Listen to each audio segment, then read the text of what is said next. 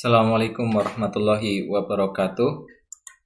Kali ini kita akan membahas kisi-kisi bahasa Jawa untuk soal USP. Yang pertama, peserta didik dapat menjawab pertanyaan yang sesuai dengan geguritan. Ingat ya, geguritan itu puisi Jawa. Jadi nanti ada puisi Jawa, kemudian kalian disuruh untuk menjawab pertanyaan berdasarkan puisi. Nomor 2, disajikan kalimat sederhana dalam huruf Jawa. Peserta didik dapat menentukan kalimat yang tepat dalam huruf Latin. Ya, ini cukup jelas ya. Yang penting kalian mempelajari aksara Jawa. Nomor 3, peserta didik dapat menyebutkan watak tokoh dalam cerita rakyat. Ini cukup jelas seperti bahasa Indonesia. 4, disajikan kalimat berhuruf Latin. Peserta didik dapat mengubah dengan huruf Jawa. Ya, ini cukup jelas, pelajari aksara Jawa. Nomor 5, peserta didik dapat menentukan kalimat pertanyaan sesuai dengan isi cerita wayang. Jadi ada cerita wayang, kemudian kita suruh membuat pertanyaan yang jawabannya ada dalam cerita tersebut. Disajikan penggalan teks cerita wayang, peserta didik dapat menentukan nilai-nilai luhur yang terkandung dalam cerita tersebut. Ya, nilai-nilai luhur yaitu hal yang bisa ditiru dari seorang tokoh cerita wayang. Ini salah nulis ya, bukan tokoh tapi tokoh harusnya.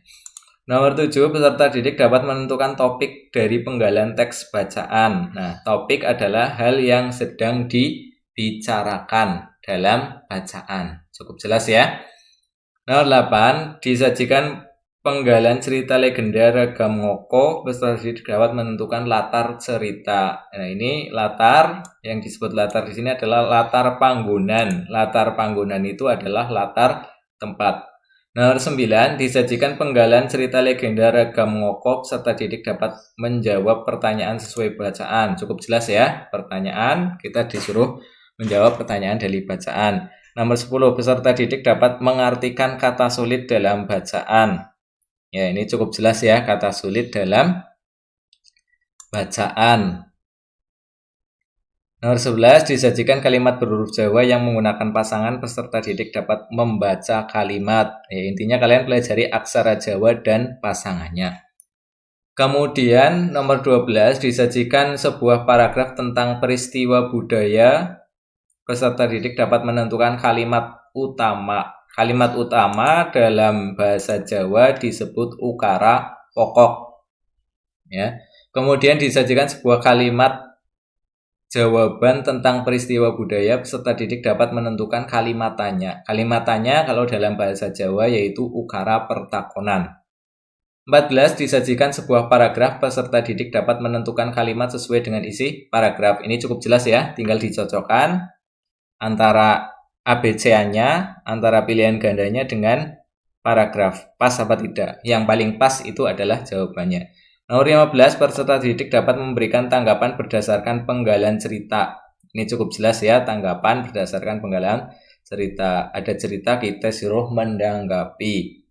Disajikan sebuah kalimat rumpang, peserta didik dapat melengkapi dengan kata yang tepat. Ini cukup jelas. Nomor 17, disajikan sebuah kalimat ragam krama. Peserta didik dapat mengubah salah satu kata menjadi ragam ngoko.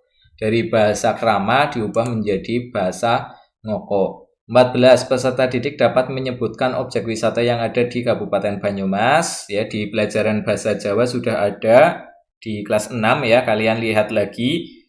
Kalian hafalkan nama objek wisata di Banyumas beserta nama daerahnya.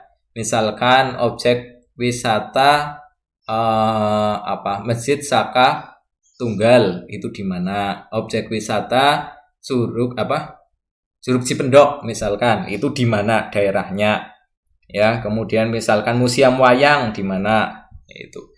Silakan kalian buka kembali catatannya. Nomor 19, peserta didik dapat menentukan makna yang terkandung pada tembang kinanti. Ya, ada tembang, kita disuruh mencari maknanya. Itu cukup jelas.